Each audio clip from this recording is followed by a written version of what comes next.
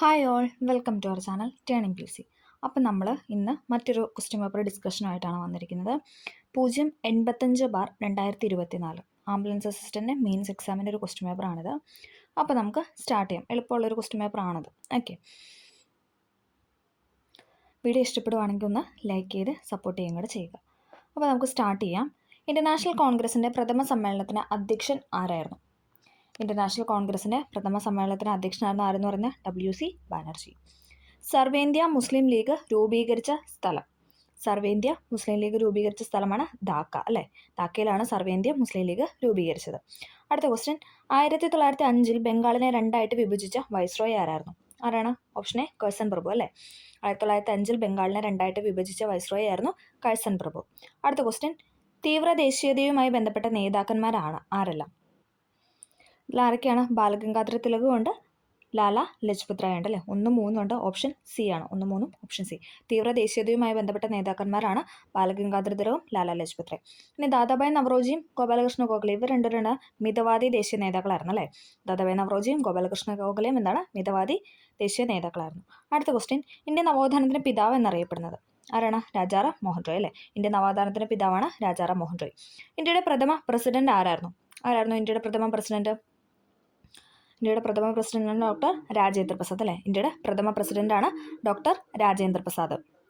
അടുത്ത ക്വസ്റ്റ്യൻ, ഇന്ത്യയുടെ ഭരണഘടനാ ദിനമായി ആചരിക്കുന്ന എന്നാണ്? ഇന്ത്യയിൽ എന്നാണ് നമ്മൾ ഭരണഘടനാ ദിനമായിട്ട് ആചരിക്കുന്നത്? നവംബർ 26, അല്ലേ? നിയമദിനം, ഭരണഘടനാ ദിനം എന്നൊക്കെ പറയാറുണ്ട്. നവംബർ 26 ഇന്ത്യയുടെ ഭരണഘടനാ ദിനമായിട്ട് ആചരിക്കുന്നത്. അടുത്ത ക്വസ്റ്റ്യൻ, താഴെ തന്നിരിക്കുന്നവയിൽ ഇന്ത്യൻ ഭരണഘടനയുടെ സവിശേഷതകൾ ഉൾപ്പെടാത്തതാണ് ചോദിച്ചിരിക്കുന്നത്. നോക്കിക്കേ, എഴുതപ്പെട്ട ഭരണഘടന ശരിയാണല്ലേ? പ്രസിഡൻഷ്യൽ സമ്പ്രദായം ഉണ്ടോ ഇന്ത്യൻ ഭരണഘടനയ്ക്ക്? ഇല്ല, അല്ലേ? അതെന്ന് പറയാൻ തെറ്റാണ്.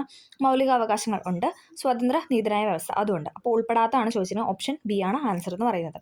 അടുത്ത ക്വസ്റ്റ്യൻ, താഴെ തന്നിരിക്കുന്ന എഴുതപ്പെട്ട ഭരണഘടന നിലവിലുള്ള രാജ്യമാണ് ചോദിച്ചത്. അതാണ് ഇന്ത്യ ഉണ്ടെന്ന് നമുക്കറിയാം, അല്ലേ? ഒന്നുള്ള ഓപ്ഷൻ ഉണ്ട്. അപ്പോൾ ഒന്നുള്ള ഓപ്ഷൻ ഒന്ന് നോക്കിക്കേ, 1, 3 ഉണ്ട്, 1, 4 ഉണ്ട്. പിന്നെ ഏതാണ്?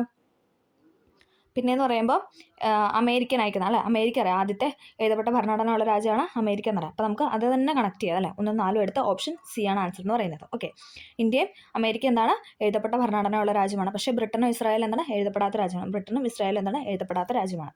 ഓക്കെ, അടുത്ത ക്വസ്റ്റ്യൻ, താഴെ തന്നിരിക്കുന്ന മൗലിക അവകാശങ്ങളിൽ പെടാത്തതാണ് ചോദിച്ചിരിക്കുന്നത് കേട്ടോ. മൗലിക അവകാശങ്ങളിൽ പെടാത്തത് നോക്കിക്കേ. സ്വത്ത് സമ്പാദിക്കാനുള്ള മൗലിക അവകാശമാണോ? അല്ല, അല്ലേ? സ്വത്ത് സമ്പാദിക്കാനുള്ള അവകാശം, അല്ലേ? ഒറ്റ നോട്ടത്തിൽ തന്നെ നമുക്കത് കണക്ട് ചെയ്യാം. സ്വത്ത് സമ്പാദിക്കാനുള്ള അവകാശം എന്ന് പറയുന്നത് നിയമാവകാശമാണ്, അല്ലേ? അത് മൗലിക അവകാശമല്ല. മതസ്വാതന്ത്ര്യത്തിനുള്ള അവകാശം, സമത്വത്തിനെതിരുള്ള അവകാശം, ചൂഷണത്തിനെതിരുള്ള അവകാശം, ഇതെല്ലാം എന്താണ്? മൗലിക അവകാശത്തിലാണ് പെടുത്തുന്നത്. അടുത്ത ക്വസ്റ്റ്യൻ, പയ്യന്നൂരിൽ ഉപ്പ് സത്യാഗ്രഹം നേതൃത്വം നൽകിയത് ആരാണ്? പയ്യന്നൂരിൽ ആരാണ് ഉപ്പ് സത്യാഗ്രഹം നേതൃത്വം നൽകിയത്? കെ കേളപ്പൻ, അല്ലേ? പയ്യന്നൂരിൽ ഉപ്പ് സത്യാഗ്രഹം നേതൃത്വം നൽകിയ വ്യക്തിയാണ് ആരെന്ന് പറയുന്നത്? കെ കേളപ്പൻ. സമത്വ സമൂഹ സൃഷ്ടി എന്ന ലക്ഷ്യത്തോടെ അയിത്തോച്ചാടനം സ്വതന്ത്ര സമര പ്രസ്ഥാനത്തിന്റെ ഭാഗമായി മാറ്റിയ കേരളത്തിലെ പ്രക്ഷോഭമാണ് ചോദിച്ചിരിക്കുന്നത്. ഏതാണ്? അയിത്തോച്ചാടനം സ്വാതന്ത്ര്യ സമര പ്രസ്ഥാനത്തിന്റെ ഭാഗമായി മാറ്റിയ കേരളത്തിലെ പ്രക്ഷോഭമാണ് ഗുരുവായൂർ സത്യാഗ്രഹം, അല്ലേ? ഓക്കെ, മനുഷ്യത്വമാണ് മനുഷ്യൻ്റെ ജാതി എന്ന് പ്രഖ്യാപിച്ചു, അല്ലേ? നമ്മൾ കഴിഞ്ഞ ക്വസ്റ്റ്യൻ പേപ്പറിൽ ഇതേ ക്വസ്റ്റ്യൻ വന്നിട്ടുണ്ടായിരുന്നു, അല്ലേ? അതാണ് പറയുന്നത്. എപ്പോഴും നമ്മൾ PYQ കൂടെ കൂടുതൽ നമ്മൾ പഠിച്ചുകൊണ്ട് പോകണം. അതോടെ PCRTയും, അല്ലേ? ഇമ്പോർട്ടൻ്റ് ആണ്. ഓക്കെ, മനുഷ്യത്വമാണ് മനുഷ്യൻ്റെ ജാതി എന്ന് പറയുന്നത് ശ്രീനാരായണ ഗുരുവാണ്. ഓപ്ഷൻ എ ശ്രീനാരായണ ഗുരുവാണ് മനുഷ്യത്വമാണ് മനുഷ്യൻ്റെ ജാതി എന്ന് പ്രഖ്യാപിച്ചത്. പ്രാചീന മലയാളം എന്ന കൃതി, അല്ലേ? ഇത് ചോദിച്ച് PSC തന്നെ അടുത്ത ക്വസ്റ്റ്യൻ ആണല്ലേ? പ്രാചീന മലയാളം എന്ന കൃതി രചിച്ചാരാണ്? ചട്ടമ്പി സ്വാമികളാണ്, അല്ലേ? പ്രാചീന മലയാളം ചട്ടമ്പി സ്വാമികൾ. സുഭാഷ് ചന്ദ്രബോസിന്റെ സമരങ്ങളിൽ ആകൃഷ്ട അയ്യനയിൽ ചേർന്ന മലയാളിയാണ് ആരെന്ന് പറയുന്നത്? വക്കം അബ്ദുൽ ഖാദർ, അല്ലേ? വക്കം അബ്ദുൽ ഖാദറാണ് സുഭാഷ് ചന്ദ്രബോസിന്റെ സമരങ്ങളിൽ ആകൃഷ്ട അയ്യന, അല്ലേ? ഇന്റർനാഷണൽ ആർമിയിൽ ചേർന്ന മലയാളിയാണ് ആരെന്ന് പറയുന്നത്? വക്കം അബ്ദുൽ ഖാദർ. ഒന്ന് ശ്രദ്ധിക്കണം, വക്കം അബ്ദുൽ ഖാദറും തരും, അതോടൊപ്പം എന്താണ് വക്കം അബ്ദുൽ ഖാദർ മൗലവിയും തരും. രണ്ട് വ്യക്തികളാണെന്ന് ഓർക്കുക. അയ്യനയിൽ ചേർന്ന മലയാളി ചോദിച്ചാൽ വക്കം അബ്ദുൽ ഖാദറാണ്. ഓക്കെ, അടുത്ത ക്വസ്റ്റ്യൻ, മനുഷ്യനെ ബഹിരാകാശത്തെത്തിക്കാനുള്ള ഇന്ത്യയുടെ പദ്ധതിയാണ്. മനുഷ്യനെ ബഹിരാകാശത്തെത്തിക്കാനുള്ള ഇന്ത്യയുടെ ദൗത്യമാണ് എന്ന് പറഞ്ഞാൽ ഗഗൻയാൻ, അല്ലേ? ഗഗൻയാനാണ് മനുഷ്യനെ ബഹിരാകാശത്തെത്തിക്കാനുള്ള ഇന്ത്യയുടെ ദൗത്യം എന്ന് പറയുന്നത്, ഗഗൻയാൻ. ഓക്കെ, അടുത്ത ക്വസ്റ്റ്യൻ, 2023 വനിതാ ലോകകപ്പ് ഫുട്ബോൾ കിരീടം നേടിയ രാജ്യം. 2023 വനിതാ ഫുട്ബോൾ കിരീടം നേടിയ രാജ്യമാണ് സ്പെയിൻ എന്ന് പറയുന്നത്. 2023 വനിതാ ലോകകപ്പ് ഫുട്ബോൾ കിരീടം നേടിയ രാജ്യമാണ് സ്പെയിൻ. അടുത്ത ക്വസ്റ്റ്യൻ, സുഭാഷ് ചന്ദ്രബോസ് രൂപം നൽകിയ രാഷ്ട്രീയ പാർട്ടി ഏതാണ്? സുഭാഷ് ചന്ദ്രബോസ് രൂപം നൽകിയ രാഷ്ട്രീയ പാർട്ടിയാണ് ഫോർവേഡ് ബ്ലോക്ക് അല്ലേ. ഇതൊക്കെ സെറ്റിലുള്ളതാണ്. സുഭാഷ് ചന്ദ്രബോസ് രൂപം നൽകിയ രാഷ്ട്രീയ പാർട്ടിയാണ് ഫോർവേഡ് ബ്ലോക്ക്. അടുത്ത ക്വസ്റ്റ്യൻ മലബാർ കലാപം ഉണ്ടാകുവാനുള്ള കാരണം അന്വേഷിക്കാൻ രൂപീകരിച്ച കമ്മീഷൻ ഏതാണ്? അടുത്ത ക്വസ്റ്റ്യൻ. മലബാർ കലാപം ഉണ്ടാകുവാനുള്ള കാരണം അന്വേഷിക്കാൻ രൂപീകരിച്ച കമ്മീഷനാണ് ഇതെന്ന് പറയുന്നത് വില്യം ലോഗൻ അല്ലേ. ഇതും എസ് ഫാക്റ്റ് ആണ്. വില്യം ലോഗൻ കമ്മീഷനാണ് മലബാർ കലാപം ഉണ്ടാകാനുള്ള കാരണം അന്വേഷിക്കാൻ രൂപീകരിച്ച കമ്മീഷൻ. ഓക്കെ. അടുത്ത ക്വസ്റ്റ്യൻ. നാട്ടുരാജ്യങ്ങളുടെ സംയോജനം എന്ന ദൗത്യം ഏറ്റെടുത്ത സർദാർ വല്ലഭായ് പട്ടേൽ തന്റെ സെക്രട്ടറിയെ നിയമിച്ചു കേരളീയൻ. ഇതും എന്താണ്? എസ് ഫാക്റ്റ് ആണ്. പി മേനോൻ അല്ലേ. ഇത് എന്താണ്? റിപ്പീറ്റ് ചെയ്ത് ചോദിക്കുന്നതാണ്. ഈ സുഭാഷ് ചന്ദ്രബോസിന്റെ ഫോർവേഡ് ബ്ലോക്കും അതോടൊപ്പം മലബാർ കലാപത്തിന്റെ അന്വേഷിക്കാൻ രൂപീകരിച്ച വില്യം ലോഗൻ കമ്മീഷനും നാട്ടുരാജ്യങ്ങളുടെ ഇതൊക്കെ എന്താണ്? PYക്ക് റിപ്പീറ്റ് വരുന്ന ക്വസ്റ്റ്യൻസ് ആണ്. ഓക്കെ. അടുത്ത ക്വസ്റ്റ്യൻ. ഒന്നാം പഞ്ചവത്സര പദ്ധതിയിൽ പ്രാധാന്യം നൽകിയ ഏത് മേഖലയ്ക്കാണ്? അല്ലെ, നമുക്കറിയാം കാർഷിക മേഖലയ്ക്കായിരുന്നു അല്ലേ ഒന്നാം പഞ്ചവത്സര പദ്ധതിയിൽ പ്രാധാന്യം നൽകിയത്. അടുത്ത ക്വസ്റ്റ്യൻ. ഇന്ത്യയുടെ വിദേശ നയത്തിന്റെ ശില്പി ആരാണ്? ഇന്ത്യയുടെ വിദേശ നയത്തിന്റെ ശില്പിയാണ് ആരെന്ന് പറയുന്നത് ജവഹർലാൽ നെഹ്റു. ഇന്ത്യയുടെ വിദേശ നയത്തിന്റെ ശില്പിയാണ് ജവഹർലാൽ നെഹ്റു. അടുത്ത ക്വസ്റ്റ്യൻ. റിസർവ് ബാങ്ക് ഓഫ് ഇന്ത്യയുടെ ഗവർണറായി ഇപ്പോൾ സേവനം അനുഷ്ഠിക്കുന്ന ആരാണ്? ശക്തികാന്ത ദാസ് അല്ലെ. ഓപ്ഷൻ ഡി ശക്തികാന്ത ദാസ് ആണ് ഇന്ത്യയുടെ റിസർവ് ബാങ്ക് ഓഫ് ഇന്ത്യയുടെ ഗവർണറായി ഇപ്പോൾ സേവനം ചെയ്യുന്നത്. ഓക്കെ. ദേശീയ മനുഷ്യാവകാശ കമ്മീഷൻ അധ്യക്ഷനാണ്. അത് ഇതിനകത്ത് അരുൺകുമാർ മിശ്ര ആയിരുന്നു ആ സമയത്ത്. ഇപ്പം നിലവിൽ ആരാണ്? ഇപ്പം നിലവിൽ ഈ ക്വസ്റ്റ്യൻ നടന്ന സമയത്ത് എന്തായിരുന്നു? അരുൺകുമാർ മിശ്ര ആയിരുന്നു അല്ല. ഓപ്ഷൻ എ ആയിരുന്നു. പക്ഷെ നിലവിൽ വി രാമസുബ്രഹ്മണ്യനാണ്. ഇപ്പോഴത്തെ ദേശീയ മനുഷ്യാവകാശ കമ്മീഷൻ്റെ അധ്യക്ഷൻ എന്ന് പറയുന്നത്. ഓക്കെ. അപ്പം അതിന് മാറിയിട്ടുണ്ട്. അപ്പോൾ വി രാമസുബ്രഹ്മണ്യൻ എന്ന് കറക്റ്റായിട്ട് പഠിച്ചു വയ്ക്കുക. ഓക്കെ. വി രാമസുബ്രഹ്മണ്യൻ. ഓക്കെ. ഇപ്പോൾ ദേശീയ മനുഷ്യാവകാശ കമ്മീഷൻ അധ്യക്ഷനാണ് വി രാമസുബ്രഹ്മണ്യൻ. അത് കറണ്ട് അഫെയർ ആണോ റിപ്പീറ്റ് ചെയ്ത് പറഞ്ഞത്. അടുത്ത ക്വസ്റ്റ്യൻ. ഇന്ത്യയിലെ ഏറ്റവും ഉയരം കൂടിയ കൊടുമുടിയായ മൗണ്ട് കെ2 അഥവാ ഗോഡ്വിനോ സ്റ്റേറ്റ്. മൗണ്ട് കെ2ൻ്റെ മറ്റൊരു പേരാണ് എന്ന് പറഞ്ഞാൽ ഗോഡ്വിനോ സ്റ്റേറ്റ്. സ്ഥിതി ചെയ്യുന്നത് ഏത് പർവ്വനിരയിലാണെന്ന് ചോദിച്ചിരിക്കുന്നത്. ഇതും നമ്മുടെ FCRT ഫാക്റ്റ് ആണ് അല്ലേ. കാരക്കോറം നിരയിലാണ്. ഇന്ത്യയിലെ ഏറ്റവും ഉയരം കൂടിയ കൊടുമുടിയായ മൗണ്ട് കെ2 അഥവാ ഗോഡ്വിനോ സ്റ്റേറ്റ് സ്ഥിതി ചെയ്യുന്നത് കാരക്കോറം പർവ്വത നിരകളിലാണ്. ഇത് അതേപോലെ നമ്മുടെ ഇന്ത്യൻ ജോഗ്രഫിയിൽ കിടക്കുന്ന ഒരു പോർഷനാണ് പറയുന്നത്. ഓക്കെ. ധാതുക്കളുടെ കലവറ. ഇതും റിപ്പീറ്റ് ചെയ്ത് ചോദിച്ചേക്കുന്നതാണ്. ഇതും എന്താണ്? FCRT ഫാക്റ്റ് ആണ് അല്ലേ. നമ്മൾ ഈ പറയുന്ന മൊത്തം എന്താണ്? FCRTയിൽ തന്നെ സെൻറ്റൻസ് ഓരോ സെൻറ്റൻസാണ് എടുത്തിട്ട് ക്വസ്റ്റൻ ആയിട്ട് ചോദിച്ചിരിക്കുന്നത്. ധാതുക്കളുടെ കലവറ എന്നറിയപ്പെടുന്ന എന്ന് വിളിക്കുന്ന ഭൂപ്രകൃതി വിഭാഗമാണ് ചോദിച്ചിരിക്കുന്നത്. ധാതുക്കളുടെ കലവറ എന്ന് വിളിക്കുന്ന ഭൂപ്രകൃതി വിഭാഗമാണ് ചോദിച്ചിരിക്കുന്നത്. ഏതാണ്? ഉപദ്വീപീയ പീഠഭൂമി അല്ലേ. ധാതുക്കളുടെ കലവറ എന്നറിയപ്പെടുന്ന ഉപദ്വീപീയ പീഠഭൂമി. ചുവടെ ചേർത്തിട്ടുള്ളതിൽ കാവേരി നദിയുടെ പോഷക നദിയാണ് ചോദിച്ചിരിക്കുന്നത്. കാവേരി നദിയുടെ പോഷക നദിയാണ് അല്ലേ. നമുക്ക് അറിയാം കബനി, ഭവാനി, പാമ്പാർ എന്ന് പറയുന്നത് കേരളത്തിലൂടെ ഒഴുകുന്ന നദിയാണ്. അപ്പോൾ ആ മൂന്നും എന്താണ് നമ്മൾ പഠിച്ചിട്ടുണ്ട്. കാവേരി നദിയുടെ പോഷക നദിയാണ്. അതിൽ നിന്ന് തന്നെ നമുക്ക് വെച്ച് കണക്ട് ചെയ്യാം. കാവേരി നദിയുടെ പോഷക നദിയാണ് കബനി എന്ന് പറയുന്നത്. അടുത്ത ക്വസ്റ്റ്യൻ. ഇന്ത്യയും പാകിസ്ഥാനും തമ്മിൽ വേർതിരിക്കുന്ന രേഖ ഏതാണ്? ഇന്ത്യയും പാകിസ്ഥാനും വേർതിരിക്കുന്ന രേഖയാണ് റാഡ്ക്ലിഫ് രേഖ അല്ലേ. സിറിൽ റാഡ്ക്ലിഫ് ചേർന്നിട്ടാണല്ലേ അത് നടത്തിയത്. അപ്പോൾ അതുകൊണ്ട് തന്നെ നമ്മൾ റാഡ്ക്ലിഫ് രേഖനെയാണ് ഇന്ത്യയും പാകിസ്ഥാനും തമ്മിൽ വേർതിരിക്കുന്ന അതിർത്തി രേഖയായിട്ട് പറയുന്നത്. ഓക്കെ. ഇന്ത്യയിലെ ഏറ്റവും കൂടുതൽ കടൽ തീരമുള്ള സംസ്ഥാനമാണ് ചോദിച്ചിരിക്കുന്നത്. ഏതാണ്? ഗുജറാത്ത് ആണ് അല്ലേ. ഇന്ത്യയിലെ ഏറ്റവും കൂടുതൽ കടൽ തീരമുള്ള സംസ്ഥാനമാണ് ഗുജറാത്ത്. തെക്കേ ഇന്ത്യയിലെ ഏറ്റവും ഉയരം കൂടിയ കൊടുമുടി അല്ലേ. തെക്കേ ഇന്ത്യ എന്ന് പറയുമ്പോൾ താഴേക്ക് അല്ലേ, തെക്ക് ഭാഗത്തായിട്ട് വരും. ഏതാണ്? ആനമുടിയാണ് അല്ലേ. തെക്കേ ഇന്ത്യയിലെ ഏറ്റവും ഉയരം കൂടിയ കൊടുമുടിയാണ് ആനമുടി എന്ന് പറയുന്നത്. കേരളത്തിലെ ഏറ്റവും ആഴം കൂടിയ തുറമുഖമാണ് അടുത്ത ക്വസ്റ്റ്യൻ. കേരളത്തിലെ ഏറ്റവും ആഴം കൂടിയ തുറമുഖമാണ് ഇതെന്ന് പറയുന്നത് വിഴിഞ്ഞം തുറമുഖം. ഓപ്ഷൻ സി വിഴിഞ്ഞമാണ് ഉത്തരം എന്ന് പറയുന്നത്. കേരളത്തിലെ ഏറ്റവും ആഴം കൂടിയ തുറമുഖമാണ് വിഴിഞ്ഞം തുറമുഖം. അടുത്തത്. പെരിങ്ങൽകുത്ത് ജലവൈദ്യുത പദ്ധതി ഏത് നദിയിലാണെന്നാണ് ചോദിച്ചിരിക്കുന്നത്. പെരിങ്ങൽകുത്ത് ജലവൈദ്യുത പദ്ധതി മുതിരപ്പുഴയിലാണ്. ഓപ്ഷൻ ബി മുതിരപ്പുഴയിലാണ് പെരിങ്ങൽകുത്ത് ജലവൈദ്യുത പദ്ധതി. ഓക്കെ. അടുത്ത ക്വസ്റ്റ്യൻ ക്യാൻസലാണ്. Next question. കേരളത്തിലെ തദ്ദേശ സ്വയംഭരണ വകുപ്പ് മന്ത്രിയാണ് ചോദിച്ചിരിക്കുന്നത്. ഏതാണ്? MP രാജേഷ്. കേരളത്തിലെ തദ്ദേശ സ്വയംഭരണ വകുപ്പ് മന്ത്രിയാണ് MP രാജേഷ്. കേരളത്തിലെ ഏറ്റവും വലിയ ശുദ്ധജല തടാകമാണ് നെക്സ്റ്റ് ക്വസ്റ്റ്യൻ. കേരളത്തിലെ ഏറ്റവും വലിയ ശുദ്ധജല തടാകമാണ് ഏതെന്ന് പറയുന്നത് ശാസ്താംകോട്ട കായൽ അല്ലേ. കൊല്ലത്തിലെ ശാസ്താംകോട്ട കായലാണ് ഏറ്റവും വലിയ ശുദ്ധജല തടാകം. കണ്ടൽക്കാടുകൾ സ്ഥിതി ചെയ്യുന്ന കേരളത്തിലെ ഏക പക്ഷി സങ്കേതമാണ് അടുത്ത ക്വസ്റ്റ്യൻ. ഏതാണ്? മംഗളവനം പക്ഷി സങ്കേതം അല്ലേ. പേര് തന്നെ നമ്മൾ കണക്ട് ചെയ്യാറുണ്ട്. കണ്ടൽക്കാട് സ്ഥിതി ചെയ്യുന്ന കേരളത്തിലെ പക്ഷി സങ്കേതമാണ് മംഗളവനം. അടുത്ത ക്വസ്റ്റ്യൻ. കേരളത്തിലെ ഏറ്റവും കൂടുതൽ നാഷണൽ പാർക്കുകൾ ഉള്ളത് ഏത് ജില്ലയിലാണ്? കേരളത്തിലെ ഏറ്റവും കൂടുതൽ നാഷണൽ പാർക്ക് ഉള്ളത് ഇടുക്കി ജില്ലയിലാണ് അല്ലേ. കേരളത്തിലെ ഏറ്റവും കൂടുതൽ നാഷണൽ പാർക്കുള്ള ജില്ലയാണ് ഇടുക്കി. ഐക്യരാഷ്ട്ര സംഘടനയുടെ ചാമ്പ്യൻസ് ഓഫ് എർത്ത് പുരസ്കാരത്തിന് അർഹമായ വിമാനത്താവളം ഏതാണ്? നെടുമ്പാശ്ശേരി അല്ലേ. കൊച്ചിയിലെ നെടുമ്പാശ്ശേരി വിമാനത്താവളമാണ് ഐക്യരാഷ്ട്ര സംഘടനയുടെ ചാമ്പ്യൻസ് ഓഫ് എർത്ത് പുരസ്കാരത്തിന് അർഹമായ വിമാനത്താവളം. അടുത്ത ക്വസ്റ്റ്യൻ. കേരളത്തിലെ ആദ്യത്തെ കാർബൺ ന്യൂട്രൽ പഞ്ചായത്തായി തിരഞ്ഞെടുത്തത് ഏതാണ്? കറണ്ട് അഫെയർ ആണ്. ഇത് രണ്ടും കറണ്ട് അഫെയർ ആണ്. കേരളത്തിലെ ആദ്യത്തെ കാർബൺ ന്യൂട്രൽ പഞ്ചായത്തായി തിരഞ്ഞെടുത്തത് ഏതാണ്? മീനങ്ങാടിയാണ്. Option A Meenangadi. കേരളത്തിലെ ആദ്യത്തെ കാർബൺ ന്യൂട്രൽ പഞ്ചായത്തായി തിരഞ്ഞെടുത്തത് മീനങ്ങാടി. അടുത്ത ക്വസ്റ്റ്യൻ. മഹാത്മാഗാന്ധി ഗ്രാമീണ തൊഴിലുറപ്പ് പദ്ധതിയുടെ സോഷ്യൽ ഓഡിറ്റിംഗ് ഇന്ത്യയിൽ ഒന്നാമതെത്തിയ സംസ്ഥാനമാണ് ചോദിച്ചത്. എന്താണ്? മഹാത്മാഗാന്ധി ഗ്രാമീണ തൊഴിലുറപ്പ് പദ്ധതിയുടെ സോഷ്യൽ ഓഡിറ്റിംഗ് ഇന്ത്യയിൽ ഒന്നാമതെത്തിയ സംസ്ഥാനമാണ് അല്ലേ. നമുക്ക് അഭിമാനിക്കാം കേരളമാണ്. ഓക്കെ. അടുത്ത ക്വസ്റ്റ്യൻ. 2023 വയലാർ അവാർഡ് നേടിയ ജീവിതം ഒരു പെൻഡുലം ആരുടെയാണ്? ജീവിതം ഒരു പെൻഡുലം എന്ന കൃതി രചിച്ചത് ആരാണ്? ജീവിതം ഒരു പെൻഡുലം ശ്രീകുമാരൻ തമ്പി അല്ലേ. 2023 അദ്ദേഹത്തിന് വയലാർ അവാർഡ് കിട്ടിയിട്ടുണ്ട്. ഏതാണ്? ജീവിതം ഒരു പെൻഡുലം എന്ന കൃതിക്കാണ് ശ്രീകുമാരൻ തമ്പിക്ക് വയലാർ അവാർഡ് 2023 കരസ്ഥമായത്. ഓക്കെ, അടുത്ത ക്വസ്റ്റ്യൻ. ശാസ്ത്ര ലോകത്ത് ഇന്ത്യയുടെ അഭിമാനമായ ചാന്ദ്രയാൻ 3 വിക്ഷേപിച്ചത്. ചാന്ദ്രയാൻ 3ന്റെ വിക്ഷേപണ ഡേറ്റ് ആണ് ചോദിച്ചിരിക്കുന്നത്. ഏതാണ്? ജൂലൈ 14 അല്ലേ. 2023 ജൂലൈ 14 ചാന്ദ്രയാൻ 3 വിക്ഷേപിച്ചത്. 2023 ജൂലൈ 14 ചാന്ദ്രയാൻ 3 വിക്ഷേപിച്ചത്. അടുത്ത ക്വസ്റ്റ്യൻ. മെയ് 17 കേരളത്തിൽ സ്ത്രീ ശാക്തീകരണത്തിന് വേണ്ടി പ്രവർത്തിക്കുന്ന ഏത് സംഘടനയുടെ ദിനമായിട്ടാണ് ആചരിക്കുന്നത്? ഏതാണ്? കുടുംബശ്രീ അല്ലേ. മെയ് 17 എന്ന് പറഞ്ഞാൽ കുടുംബശ്രീയുടെ ദിനമാണ് അല്ലേ. മെയ് 17 കേരളത്തിൽ സ്ത്രീ ശാക്തീകരണത്തിന് വേണ്ടി പ്രവർത്തിക്കുന്ന കുടുംബശ്രീയുടെ ദിനമായിട്ടാണ് ആചരിക്കുന്നത്. അടുത്ത ക്വസ്റ്റ്യൻ. യുനെസ്കോയുടെ സാഹിത്യ നഗര പദവി ബന്ധപ്പെട്ട് ഈയിടെ വാർത്തകളിൽ വന്ന കേരളത്തിലെ നഗരം? കോഴിക്കോട് അല്ലേ. റിപ്പീറ്റ് ചെയ്ത് ചോദിക്കുന്ന ക്വസ്റ്റ്യൻ ആണ്. ഇപ്പോൾ എല്ലാ ക്വസ്റ്റ്യൻ തന്നെ ഈ കറണ്ട് അഫയർ ചോദിക്കുന്നുണ്ട്. യുനെസ്കോ സാഹിത്യ നഗര പദവിയുമായി ബന്ധപ്പെട്ട് ഈയിടെ വാർത്തകളിൽ വന്ന കേരളത്തിലെ നഗരമാണ് കോഴിക്കോട്. അടുത്ത ക്വസ്റ്റ്യൻ. അമേരിക്കയിലെ മൈക്രോൺ ടെക്നോളജി താഴെ പറയുന്ന ഏത് ഇന്ത്യൻ സംസ്ഥാനത്താണ് സെമി കണ്ടക്ടർ പ്ലാന്റ് നിർമ്മിക്കുന്നത്? ഗുജറാത്തിലാണ്. ഓപ്ഷൻ സി, ഗുജറാത്തിലാണ്. അമേരിക്കയിലെ മൈക്രോൺ ടെക്നോളജി താഴെ പറയുന്ന ഏത് ഇന്ത്യൻ സംസ്ഥാനത്താണ് സെമി കണ്ടക്ടർ പ്ലാന്റ്? അതായത് അമേരിക്കയിലെ മൈക്രോൺ ടെക്നോളജി എന്ന് പറയുന്നത് ഇന്ത്യയിലെ ഗുജറാത്ത് സ്റ്റേറ്റിലാണ് സെമി കണ്ടക്ടർ പ്ലാന്റ് സ്ഥാപിക്കുന്നത്. ഓക്കെ, അതും കറണ്ട് അഫെയർ ആണ്, പഠിക്കുക. അടുത്ത ക്വസ്റ്റ്യൻ. താഴെ പറയുന്നവയിൽ ചാന്ദ്രയാൻ 3ന്റെ വിക്ഷേപണവുമായി ബന്ധപ്പെട്ട ശരിയായ പ്രസ്താവന. ശരിയായതാണ് ചോദിച്ചിരിക്കുന്നത്. നമുക്കൊന്ന് നോക്കാം. പ്രൊജക്ട് ഡയറക്ടർ വീരമുത്തുവേൽ, അത് ശരിയാണ്. വിക്ഷേപണ വാഹനം LV Mark 3 അല്ലെ. LVM-3 എന്നൊക്കെ നമ്മൾ പറയും. LV Mark 3 വിക്ഷേപണ തീയതി ഡേറ്റ് ഇവിടെ കൊടുത്തിട്ടുണ്ടല്ലോ. കഴിഞ്ഞ ക്വസ്റ്റ്യൻ അതായിരുന്നു. 2023 ജൂലൈ 14. 2, 3, 4 ശരിയെന്ന് പറയുന്നത്. Okay, K. ശിവൻ അല്ലായിരുന്നു അല്ലേ.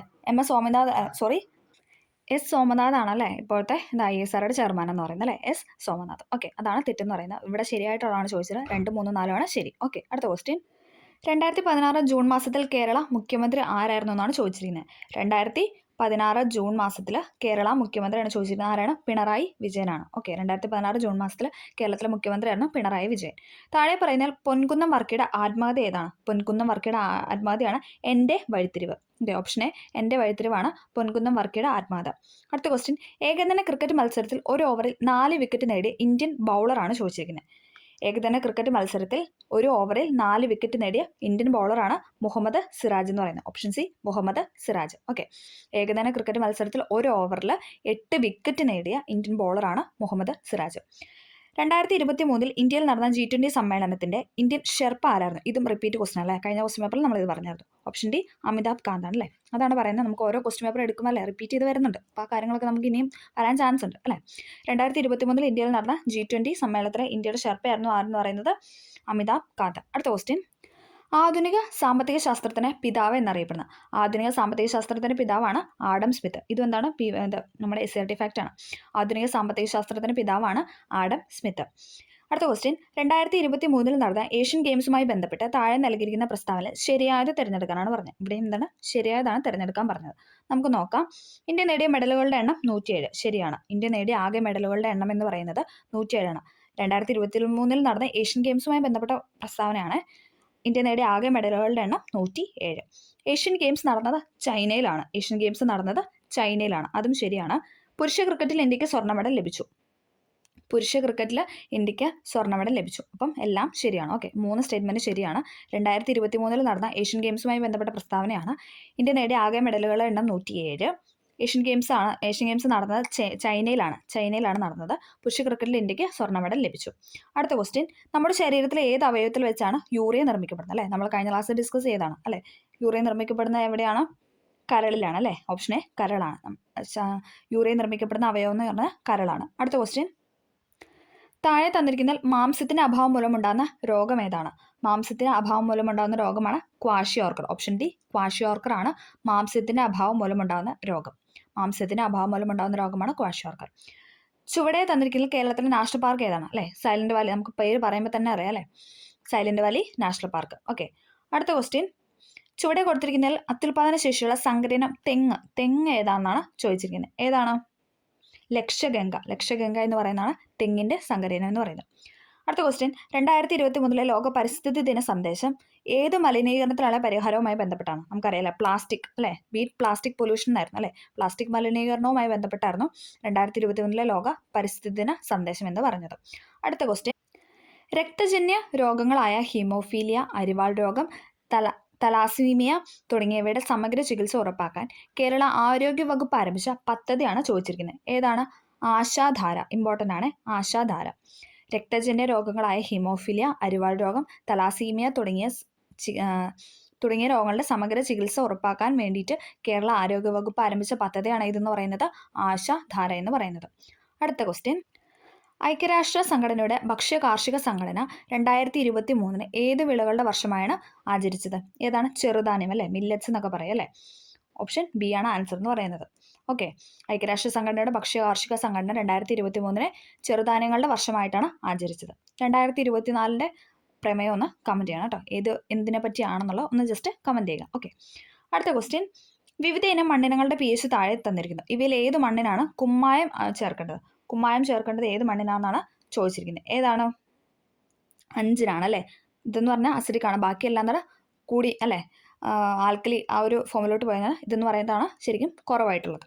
അടുത്ത ക്വസ്റ്റ്യൻ, ചുവടെ നൽകിയിട്ടുള്ള ജോഡിയിൽ നിന്നും തെറ്റായി രേഖപ്പെടുത്തിയത് തിരഞ്ഞെടുക്കുക. തെറ്റായ ജോഡിയാണ് ഇവിടെ ചോദിച്ചിരിക്കുന്നത്. നമുക്കൊന്ന് നോക്കാം. ഏതാണ് തെറ്റെന്ന് പറയുന്നത്? Aluminium bauxite. അലുമിനിയത്തിൻ്റെ അയിലാണ് ബോക്സൈറ്റ് അല്ലേ. സിങ്ക് കലാമിൻ, നമ്മൾ പറഞ്ഞായിരുന്നു സിങ്കിനകത്തിട്ട് നമ്മൾ കലം കഴിയുന്നു അല്ലേ, കോഡൊക്കെ വെച്ചിട്ട് നമ്മൾ പഠിച്ചായിരുന്നു അല്ലേ. കോപ്പർ കുപ്രൈറ്റ്, അതും ശരിയാണ്. ഇരുമ്പ് ക്രയോലൈറ്റ് തെറ്റാണ്. ഓക്കെ, അപ്പം ബി ആണ് തെറ്റെന്ന് പറയുന്നത്. ഓക്കെ, ഇവിടെ തെറ്റായതാണ് ചോദിച്ചിരിക്കുന്നത്. അലൂമിനിയത്തിൻ്റെ അയിലാണ് ബോക്സൈറ്റ്, സിങ്ക് കലാമിന്, കോപ്പർ കുപ്രൈറ്റ്. ഓക്കെ, അടുത്ത ക്വസ്റ്റ്യൻ, ഒരു വൈദ്യുത ജനറേറ്റർ പ്രവർത്തിക്കുമ്പോൾ ഉണ്ടാകുന്ന ഊർജ്ജ പരിവർത്തനം ഏതാണ്? വൈദ്യുത ജനറേറ്റർ ആണ് ഇവിടെ ചോദിച്ചിട്ടുള്ളത്. എന്താണ്? യാന്ത്രിക ഊർജ്ജം വൈദ്യുതോർജ്ജമാവും അല്ലേ. യാന്ത്രിക ഊർജ്ജം വൈദ്യുത ഊർജ്ജമാവുന്നതാണ് എന്തെന്ന് പറയുന്നത് ഒരു വൈദ്യുത ജനറേറ്റർ പ്രവർത്തിക്കുമ്പോൾ ഉണ്ടാകുന്ന ഊർജ്ജ മാറ്റം എന്ന് പറയുന്നത്. അടുത്ത ക്വസ്റ്റ്യൻ, ആറ്റത്തിനുള്ളിൽ കാണപ്പെടുന്ന കണങ്ങളും അവയെ കണ്ടെത്തിയ ശാസ്ത്രജ്ഞന്മാരുടെ പേരുകളും നൽകിയിരിക്കുന്നു. ശരിയായ ജോഡിയാണ് ചോദിച്ചിരിക്കുന്നത്. ഇവിടെ ശരിയായതാണ് ചോദിച്ചിരിക്കുന്നത്. നമുക്കൊന്ന് നോക്കാം. ഏതാണ്? ഇലക്ട്രോൺ ജെ തോംസൺ, ശരിയാണല്ലേ. Electron J Thomson. Proton Henry Moseley, തെറ്റാണല്ലേ. പ്രോട്ടോൺ കണ്ടുപിടിച്ച റൂദർഫോർഡ് ആണ്, അത് തെറ്റാണ്. ന്യൂട്രോൺ ജെയിംസ് ചാഡ്വിക്, അത് ശരിയാണ്. പ്രോട്ടോൺ ഏണസ്റ്റ് റൂദർഫോർഡ് അല്ലേ. ഇവിടെ 2 പേര് അങ്ങോട്ടും ഇങ്ങോട്ടും മാറ്റി തന്നിട്ടുണ്ട്. പ്രോട്ടോൺ ഹെൻറി മോസ്ലി എന്നൊരു ഓപ്ഷൻ തന്നിട്ടുണ്ട്, പ്രോട്ടോൺ ഏണസ്റ്റ് റൂദർഫോർഡ് അതും തന്നിട്ടുണ്ട്. അപ്പോൾ അതിൽ ശരിയെന്ന് പറയുന്നത് 1, 3, 4. ഇവിടെ ചോദിച്ചിരിക്കുന്ന ശരിയായ ജോഡികളാണ്. ഇലക്ട്രോൺ ആണെങ്കിൽ ജെ തോംസൺ, ന്യൂട്രോൺ ആണ് ജെയിംസ് ചാഡ്വിക്, പ്രോട്ടോൺ ആണ് ഏണസ്റ്റ് റൂദർഫോർഡ്. അടുത്ത ക്വസ്റ്റ്യൻ, താഴെ തന്നിരിക്കുന്ന പ്രസ്താവനകളിൽ ഒരു സമതല ദർപ്പണത്തെ സംബന്ധിച്ച് ശരിയായവ ഏതെല്ലാം എന്നാണ് ചോദിച്ചിരിക്കുന്നത്. നോക്കിയേ, നമുക്ക് നോക്കാം. വസ്തുവും ദർപ്പണവും തമ്മിലുള്ള അകലവും ദർപ്പണവും പ്രതിബിംബവും തമ്മിലുള്ള അകലവും തുല്യമായിരിക്കും അല്ലേ. ഇവിടെ സമതല അല്ലെ, പ്ലെയിൻ മിററാണ് പറഞ്ഞിരിക്കുന്നത്. അപ്പം വസ്തുവും ആ ദർപ്പണം ആ ഒരു മിററും തമ്മിലുള്ള അകലവും അതോടൊപ്പം മിററും അതിൻ്റെ പ്രതിബിംബം അല്ലേ, അതിൻ്റെ പ്രതിബിംബവും തമ്മിലുള്ള അകലവും തുല്യമാണെന്നാണ് പറഞ്ഞത്. അത് ശരിയാണ്.